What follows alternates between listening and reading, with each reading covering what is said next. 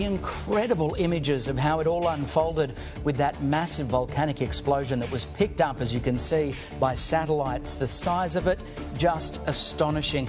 Pictures from around the Pacific of the large waves that have been washing ashore, with Tonga the worst hit. Several countries are now on alert. From high above Earth, satellites captured the moment the Hunga Tonga-Hunga Ha'apai volcano exploded into the Pacific Ocean. About 60 kilometres off the northern coast of Tonga, and this is how it looked from the ground. Locals recording the ash clouds from the massive explosion. An incredible sonic boom. They knew exactly what was coming next, running for their lives as a 1.2 metre wave came hurtling towards them. It wasn't long before more powerful waves started pounding Tonga. The waves engulfing everything as they crashed ashore, sweeping through homes. Plumes of volcanic ash, steam and gas erupted 17 kilometres into the sky. With power knocked out to large parts of the country, Tonga was cast into premature darkness. The extent of injuries and damage is still unclear this morning. Tsunami alerts issued for Fiji, Hawaii, the US, Japan and Australia. But the greatest fear is for Tonga. Our federal government says Australia stands ready to provide any support that's requested. Live now to our reporters with the impact on Australia's east coast, and first to Tamra Bow at Surfers Paradise Beach. Tamra, what's happening there this morning?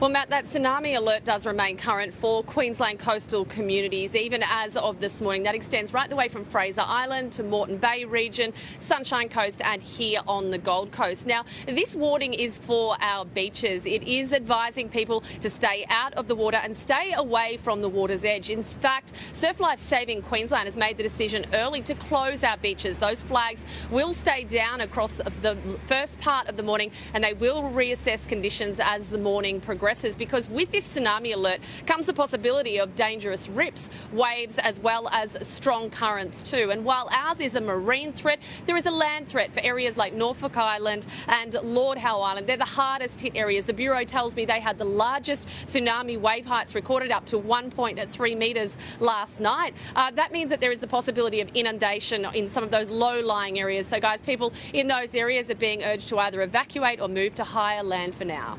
James Tobin is at Bondi, where the beach was evacuated overnight, JT. Yeah, extraordinary scenes here, and I think some bewildered beachgoers yesterday as they were asked to evacuate Bondi Beach. Obviously, this morning it's a different story, but we are waiting to hear from the Bureau of Meteorology and from the SES when people might be able to go back into the water safely. At the moment, they're being advised to stay out of the water. In fact, marine warnings are in place right up the New South Wales coast, right up into southeast Queensland, as we heard, also in Victoria and parts of Tasmania. So here in Sydney, at the moment, you can see the water looks relatively calm, but the issue are these huge pulses of energy that have been caused by this volcanic eruption under the water. Now, the modelling we have is imprecise because the modelling is based on underwater earthquakes. Volcanic eruptions act in quite a different way. So at the moment, the Bureau are looking to those islands off New South Wales and off Australia. So Norfolk Island and Lord Howe Island in particular. Lord Howe Island currently has an evacuation order in place, although there's been no inundation at this point. Norfolk Island is around about 1,700 kilometres from here. I've spoken to them this morning and they've had surges of waves up to and slightly over 1 metre.